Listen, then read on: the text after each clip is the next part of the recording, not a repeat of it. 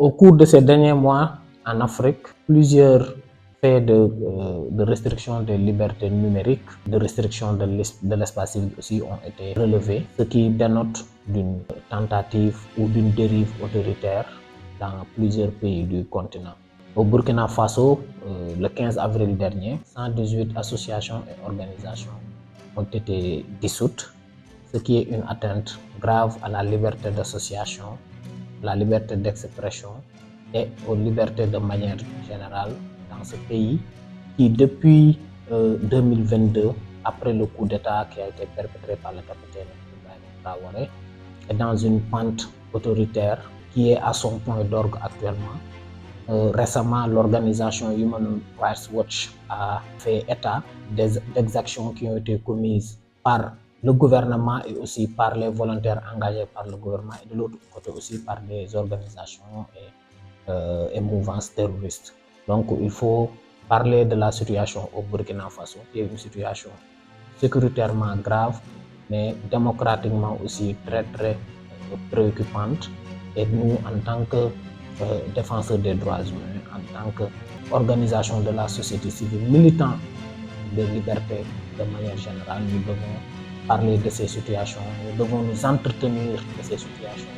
afin de trouver des solutions dans ce qui se passe dans ces différents pays. En Guinée, du 14 au 16 avril dernier, il y a beaucoup de plateformes numériques qui ont été bloquées. Parmi ces plateformes, on a Facebook, on a TikTok et YouTube, pour ne citer que celles-là, qui ont été fermées après des altercations qu'il y a eu sur la plateforme TikTok de manière spécifique. Mais ceci ne doit pas être, ces altercations ou je dirais, ces disputes au niveau du numérique ne doivent pas être en tout cas une occasion, une opportunité ou même un prétexte pour les gouvernements de faire une atteinte à la liberté d'expression et aux libertés numériques de manière générale.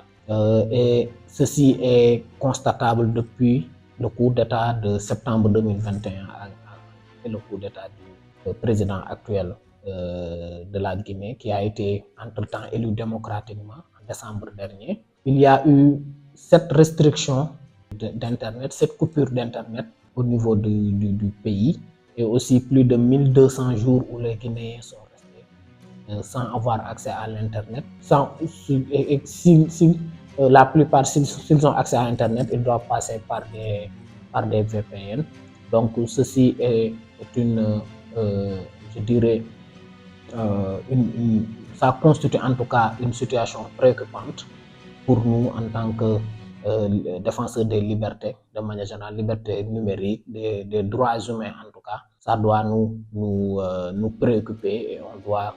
relever ces cas qui se déroulent dans le continent. Depuis février, au Gabon, plusieurs plateformes numériques sont bloquées, telles que Facebook, YouTube, TikTok, etc. Ce qui plonge les Gabonais dans un blackout numérique. Jusqu'au moment où nous faisons cette vidéo, les réseaux sociaux n'ont pas encore été rétablis. Pour ne pas arranger la situation, récemment, des nouvelles règles d'utilisation des réseaux sociaux ont été introduites par les autorités.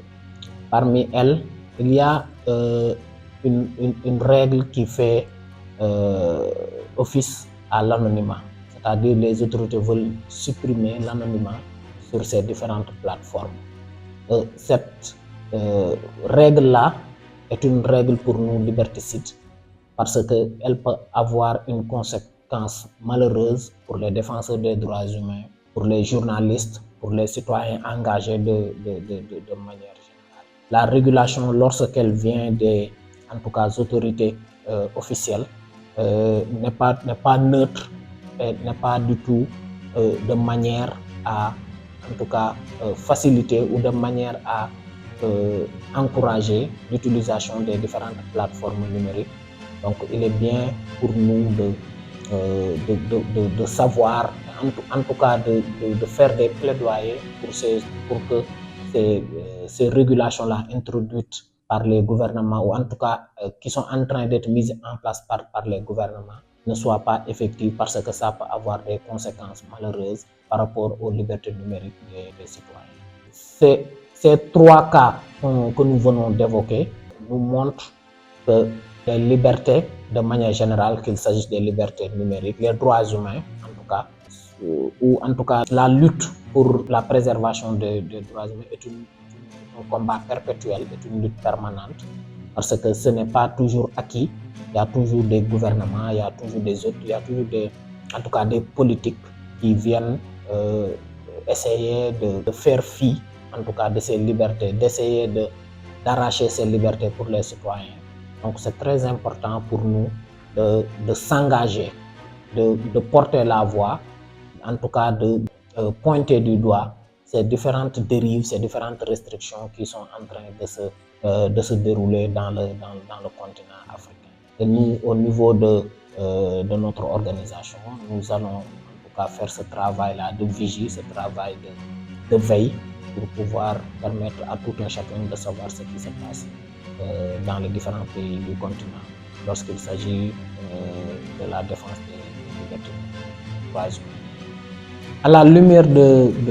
ce qu'on a, en tout cas des trois cas qu'on a évoqués, il est fort de constater, en tout cas, que face à ces restrictions, face à ces dérives, il est crucial pour nous de s'engager, pour nous de porter la voix, afin de faire savoir, en tout cas à ceux qui nous dirigent, que les libertés numériques, les droits humains de manière générale sont inviolables et les préserver constitue une valeur cardinale pour les défenseurs des droits humains, pour les organisations de la société civile du continent.